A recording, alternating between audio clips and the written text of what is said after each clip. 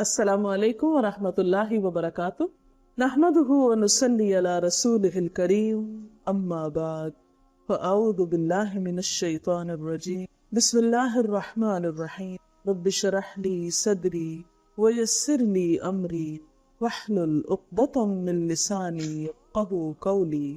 ہماری آج کی گفتگو کا موضوع ہے رمضان کے بعد عید کا دن خوشی کا دن ہے، اس میں خوشی منانا اظہار شکر ہے، اچھے کپڑے پہننا، تکبیرات پڑھنا، صلہ رحمی کرنا، عزیز و دوستوں سے ملاقات کرنا، صدقہ و خیرات کرنا۔ لیکن عید کے گزرنے کے بعد پھر ہمیں کیا کرنا؟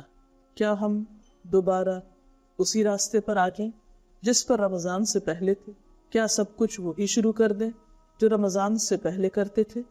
ہمیں سوچنا چاہیے کہ اللہ تعالیٰ نے ہمارے لیے رمضان کا مہینہ کیوں بھیجا، اس سے کیا مقصود تھا اور کیا وہ مقصود ہمیں حاصل ہوا۔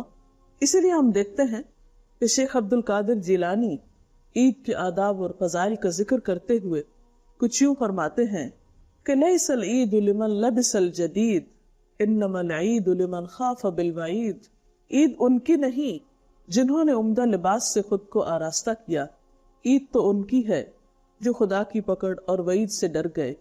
یعنی رمضان میں یہ احساس جاگزیں ہو جانا چاہیے ان سب کے اندر کہ عید کی خوشیوں میں بھی یہ نہ بھولیں کہ جس طرح رمضان کا مہینہ ختم ہو گیا، اسی طرح ہماری زندگی بھی ایک دن اپنے اختتام کو پہنچے گی، اور پھر آخرت کی زندگی کا پہلا دن کیا خوشیوں کا دن ہوگا یا پھر اللہ تعالیٰ کی ناراضگی کا؟ پھر وہ کچھ یوں کہتے ہیں لیس العید لمن تبخر بالعود انما العید لمن تاب ولا یعود۔ عید ان کی نہیں جنہوں نے آج بہت سی خوشیوں کا استعمال کیا، عید تو ان کی ہے جنہوں نے گناہوں پہ توبہ کی اور اس پہ قائم رہے۔ لیس العید لمن نصب القدور انما العید لمن سعد بالمقدور۔ عید ان کی نہیں جنہوں نے آج بہت سی خوشبوؤں کا استعمال کیا، عید تو ان کی ہے جنہوں نے گناہوں پہ توبہ کی اور اس پر قائم رہے۔ لیس العید لمن نصب القدور انما العید لمن سعد بالمقدور۔ عید ان کی نہیں جنہوں نے دیگیں چڑھائیں اور بہت سے کھانے پکائے، عید تو ان کی ہے جنہوں نے نیک بننے کی کوشش کی اور استطاعت کے مطابق سعادت حاصل کی۔ لیس العید لمن تزین بزینت الدنیا انما العید لمن تزود بزاد التقوی۔ عید ان کی نہیں جو دنیا کی زیب و زینت کے ساتھ نکلے، عید تو ان کی ہے جنہوں نے تقوی و پرہیزگاری کا توشہ بنایا۔ لیس العید لمن رکب المطایا انما العید لمن ترک الخطایا۔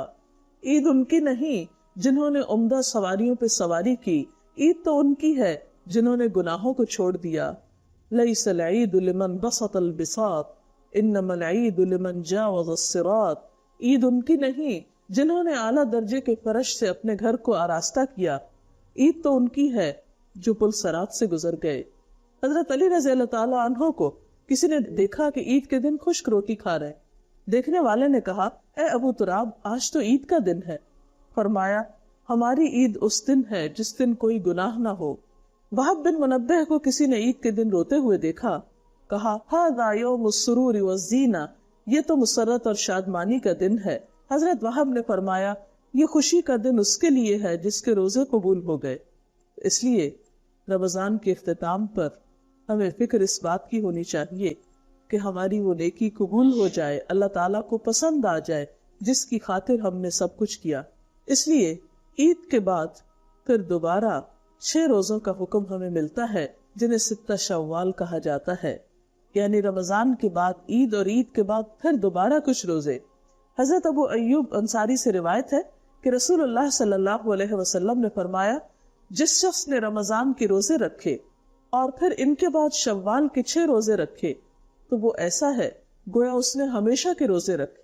قرآن پاک میں آتا ہے کہ ہر نیکی کا 10 گنا اجر ملتا ہے، تو 30 کو اگر 10 سے ضرب دی جائے تو 300 بنتے ہیں، اور اگر اس 6 کو 10 سے دی جائے تو 60 بنتے ہیں، تو ایک سال میں تقریباً 360 اسلامی کیلنڈر میں دن ہوتے ہیں۔ تو اس طرح بھی اگر دیکھا جائے تو تقریباً سارا سال ہی انسان پھر روزے سے ہے جو ان 6 روزوں کی بھی پابندی کر لے۔ اس کے علاوہ اگر کسی عذر کی وجہ سے، کسی مجبوری کی وجہ سے رمضان کے کچھ روزے چھوٹ گئے ہوں تو ان کی قضا بھی جلد دے دینی چاہیے۔ قرآن پاک میں آتا ہے وَمَنْ كَانَ مَرِيضًا أَوْ عَلَى سَفَرٍ فَعِدَّةٌ مِّنْ أَيَّامٍ أُخَرَ، جو کوئی مریض ہو یا سفر پر ہو تو دوسرے دنوں میں روزوں کی تعداد پوری کر لے۔ لہذا کوشش یہ کرنی چاہیے کہ عید کے بعد نفلی روزوں سے پہلے فرضی روزے جو چھٹ گئے ہوں وہ ادا کر لیے جائیں۔ فرض روزے لگاتار بھی رکھے جا سکتے اور وقفے وقفے کے ساتھ بھی رکھے جا سکتے ہیں۔ حضرت عائشہ فرماتی ہے کہ روزوں کے بارے میں پہلے یہ حکم تھا کہ روزے دوسرے دنوں میں مسلسل رکھے جائیں، لیکن بعد میں مسلسل روزے رکھنے کا حکم ختم ہو گیا، یعنی سہولت پیدا کر دی گئی۔ یرید اللہ بکم اليسر ولا یرید بکم العسر، اللہ تمہارے لیے آسانی چاہتا ہے، تنگی نہیں چاہتا۔ حضرت عبداللہ بن عباس فرماتے ہیں کہ قضا روزے رکھنے میں الگ الگ روزے رکھے جائیں تو کوئی حرج نہیں، کیونکہ اللہ تعالیٰ کا ارشاد ہے کہ دوسرے دنوں میں گنتی پوری کر لو، تو اصل مقصود ہے گنتی پوری کرنا۔ جتنے دن کے روزے چھوڑے گئے ہوں اتنی تعداد میں دوسرے دنوں میں روزے رکھے جائیں۔ اور اگر کوئی شخص خدا نخواستہ روزے رکھے بغیر فوت ہو جائے رمضان کے بعد تو اس کے لیے حکم ہے کہ اس کے وارث اس کے روزے رکھے۔ حضرت عائشہ کہتی ہے کہ رسول اللہ صلی اللہ علیہ وسلم نے فرمایا جو شخص مر جائے فرض روزے باقی ہوں تو اس کا وارث قضا روزے رکھے۔ اسی طرح اگر غلطی سے وقت سے پہلے افطار ہو جائے یا وقت کے بعد سحری کھائی جائے تو بعد میں اس روزے کی بھی قضا کر لینی چاہیے۔ حضرت اسماء بنت ابی بکر کہتی ہیں کہ رسول اللہ صلی اللہ علیہ وسلم کے زمانے میں ایک روز ہم نے بادل کی وجہ سے روزہ پہلے افطار کر لیا، یعنی روزہ افطار کر لیا، بعد میں سورج نکل آیا۔ حدیث کے راوی کہتے ہیں کہ میں نے ہشام سے پوچھا کیا لوگوں کو اس وجہ سے قضا کا حکم دیا گیا تھا، تو ہشام نے جواب دیا قضا کے بغیر کوئی چارہ ہے، یعنی قضا کیا گیا۔ شوال کے روزوں کے علاوہ باقی سال میں بھی نفلی روزوں کا اہتمام کرنا چاہیے، اس کے لیے خاص طور پر ذی الحج کا پہلا عشرہ، کیونکہ رمضان کے بعد شوال اور پھر ذیقعد اور ذی الحج کا موسم آئے گا۔ اس کے بارے میں رسول اللہ صلی اللہ علیہ وسلم نے فرمایا ذی الحج کا پہلا عشرہ اجر و ثواب کے اعتبار سے بہت مفید ہے۔ حضرت ابن عباس سے روایت ہے کہ رسول اللہ صلی اللہ علیہ وسلم نے فرمایا ذی الحجہ کے ابتدائی 10 دنوں کے مقابلے میں کوئی دوسرے ایام ایسے نہیں جن میں کوئی نیک عمل اللہ تعالیٰ کو ان دنوں سے زیادہ محبوب ہو۔ صحابہ کرام نے عرض کیا یا رسول اللہ صلی اللہ علیہ وسلم کیا جہاد کرنا بھی؟ آپ نے فرمایا جہاد کرنا بھی، سوائے اس مجاہد کے جو اپنی جان اور مال کے ساتھ نکلا پھر کسی چیز کے ساتھ واپس نہیں آیا، یعنی شہید ہو گیا۔ تو گویا ذی الحج کے پہلے 10 دنوں کے روزے بھی بہت افضل روزے ہیں، اور خاص طور پر 9 تاریخ کا روزہ، اس کے بارے میں رسول اللہ صلی اللہ علیہ وسلم سے سوال کیا گیا تو آپ نے فرمایا وہ گزشتہ اور آئندہ سال کے گناہوں کا کفارہ بن جاتا ہے۔ پھر اسی طرح پیر کے دن کا روزہ رکھنا، یہ بھی نبی صلی اللہ علیہ وسلم کی سنت سے ثابت ہے۔ آپ صلی اللہ علیہ وسلم سے سوموار کے روزے کے بارے میں پوچھا گیا تو آپ نے فرمایا یہ وہ دن ہے جس میں میری ولادت ہوئی، اسی دن میری بعثت ہوئی، اسی دن مجھ پر وحی نازل کی گئی۔ اس کے علاوہ ہر ماہ کے 3 روزے رکھنا پسندیدہ ہے۔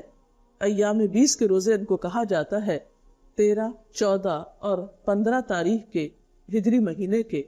آپ صلی اللہ علیہ وسلم نے فرمایا رمضان کے بعد سب سے افضل روزے محرم کے مہینے کے ہیں، اور فرض نمازوں کے بعد سب سے افضل نماز رات کی نماز ہے، یعنی تہجد کی نماز۔ آخر میں سوال یہ پیدا ہوتا ہے کہ اس ایک ماہ کی آسمانی تربیت سے ہم سب نے کیا سیکھا؟ تو آئیے ان چیزوں کو دہرا لیتے ہیں۔ روزہ رکھنا، فجر سے پہلے اٹھنے کی عادت، کھانے میں ڈسپلن اور اعتدال، غیبت، چغلی، بددیانتی اور اظہار رسانی سے شعوری طور پر بچنے کی کوشش، ذکر کی عادت، بھوکوں کا احساس، ہمدردی اور خیرخواہی، صبر اور شکر، تقوی، وقت کی پابندی، ضبط نفس، تزکیہ نفس، نیکیوں میں سبقت۔ جو کچھ ہم نے اتنی کوشش سے پایا، اب ہماری کوشش یہ ہونی چاہیے کہ ہماری یہ عادات اور یہ نیکیاں ہمارے ساتھ باقی رہیں، آئندہ بھی ہمارے ساتھ برقرار رہیں، کیونکہ آپ صلی اللہ علیہ وسلم نے فرمایا اے عبداللہ تم فلاں شخص کی طرح نہ ہو جانا کہ وہ رات کو قیام کرتا تھا پھر اس نے رات کی عبادت کو چھوڑ دیا۔ ایک اور جگہ پر آپ صلی اللہ علیہ وسلم سے پوچھا گیا کون سا عمل اللہ تعالیٰ کو بہت پسند ہے؟ فرمایا جو ہمیشہ کیا جائے خواہ وہ تھوڑا ہی کیوں نہ ہو۔ اللہ تعالیٰ سے دعا ہے کہ وہ ہماری ان کوششوں کو قبول فرمائے اور ہمیں نیکی کی توفیق آئندہ بھی دیتا رہے۔ وآخر دعوانا ان الحمد للہ رب العالمین۔